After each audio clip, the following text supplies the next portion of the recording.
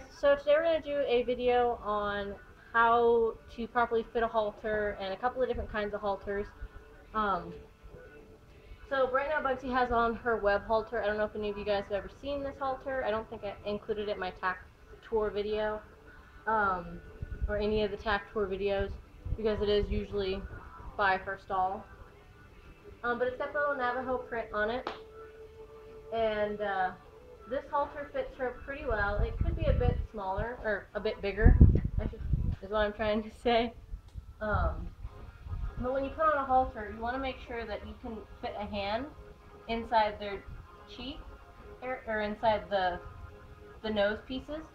That way the horse has room to open their mouth and it doesn't suction down on their nose. That's not a good thing. You don't want that. The throat latch, you want to make sure that you can get a hand inside the cheek as well. And that the horse has plenty of room underneath their throat latch. You don't want this underneath their throat to where they can't breathe and where it starts cutting off circulation to their throat. So this web halter doesn't have any of the what are they called? The grooming clips. It doesn't have the buckle underneath their chin. It's all connected. So the way that you do this rope halter, or this web halter, is you have to use the buckle on their head. So I'm going to just put this around her neck for a minute.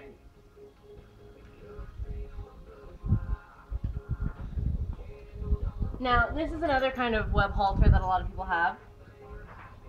Now, as you can see, this one has the grooming clip and the nose buckle. A lot of people like to undo the grooming clip when they put these on, and put this on like a bridle. I don't like these rope halter, or these web halters. I'm going to mix that up the entire video, just so you guys know. Now, Bugsy's never had that done before. She did pretty good.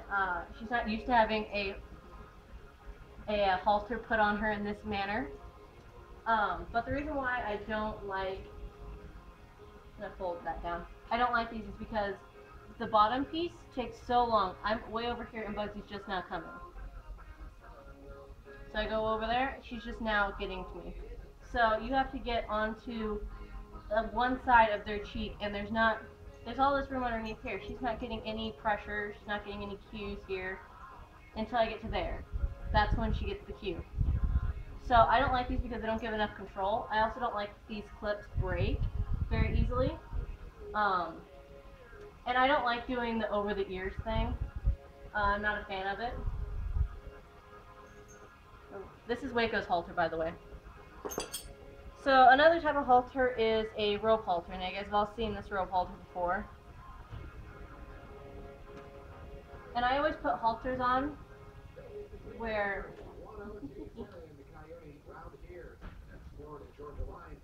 I go over the top of their head and pick the nose piece up. So I always like picking up the nose piece to put it on. Back up. Back up. Go a little bit. Because that asks them to put their head down. If I put my arm up here, that asks her to put her head down. Whereas if I were to throw this up underneath her, I'm pushing her head up. You can do it that way. I don't. Now I've shown you guys how to tie a rope halter before. I'll annotate that video now. But when you put on a rope halter, you want... She sees her stall door open and she's like, I want to go. So this right now is on a little bit loose. It's not extremely loose, but it does have, she's got plenty of room underneath her chin, even though you can't really see it because she's got her beard. She's got plenty of room underneath her jaw. But if I were to tie this rope halter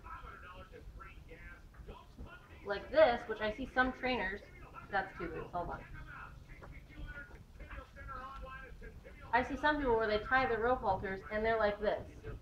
Now the problem with that is Bugsy could, if she wanted to, slip this off her face. If she pulled on this, she could slip it off. Or she could just give me her head. That works too.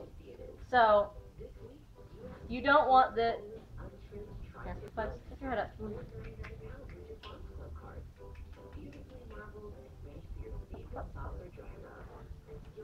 So you don't want your cheek pieces going across their cheek. You want it back behind. You want it back behind their cheek. So you don't want this You want that. You also don't want this nose piece way down here because that's going to be irritating and it doesn't actually put pressure on their pressure points. You want it up to where you can fit 2 fingers between this knot and the protrusion of their cheekbone. So if I tighten this up a little bit.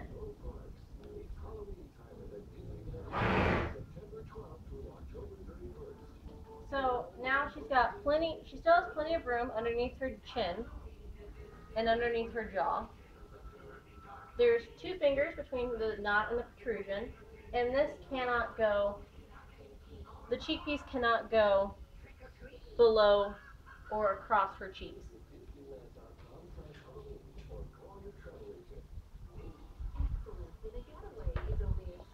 Another type of rope halter has these little metal pieces at the end. Not a fan of those. The last kind of rope or halter is a leather halter. These are also considered a web halter. This is not mine. This is Michael's, and it's huge. So most leather halters have a clip or a buckle on both sides. Some have the grooming clip. This one does, and some have the adjustable nose piece. This is for Michael's huge 2,000-pound horses. A lot of the time these are a little bit harder to use, as in the buckles are a little bit harder, so you kind of have to use the grooming clip. Hey bud, come here. Bugs, good girl. Looking at this halter, it's way too big for her. I can stick my whole arm underneath there. She can slip this off. So this is way too big for her. This is a halter I would not put on her.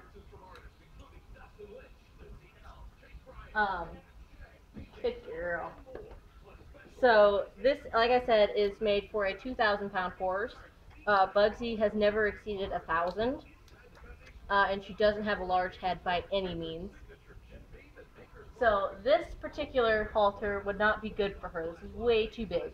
This is probably a draft size halter because he does have draft crosses. And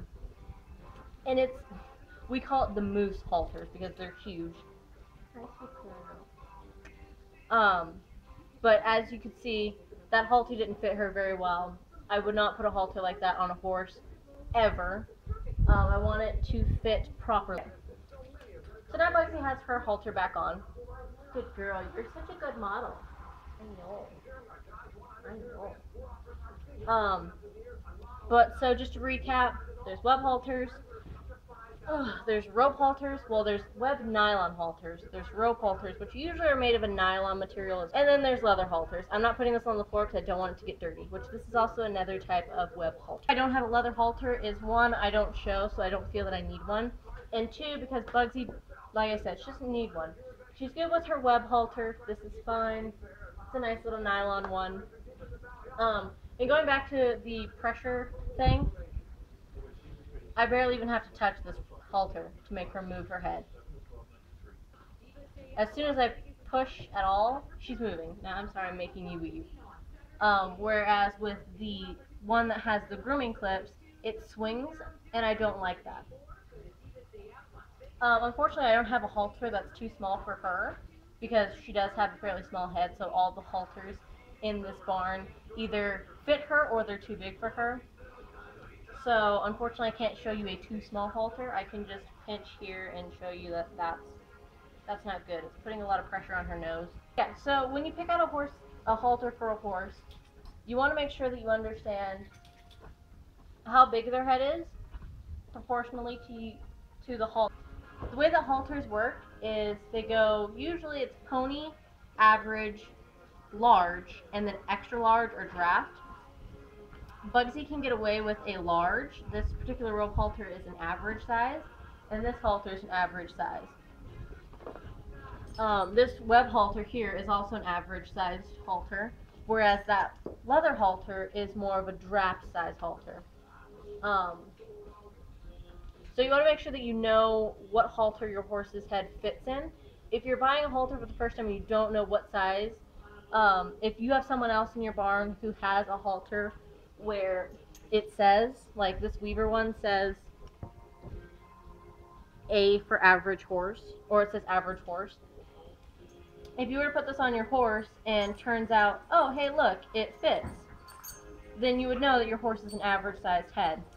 If you don't have anyone to tell, or you don't have anyone that at your barn that has a halter that says the size, you can always take measurements of your horse's head, so do around their nose, along their cheek, and above their head, and then just take that measurement to the store, measure the halters, and that's another way you can do it as well. Anything else I'm forgetting, Bugs? I'm hungry is what I'm forgetting. She's hungry and she wants food. My good girl.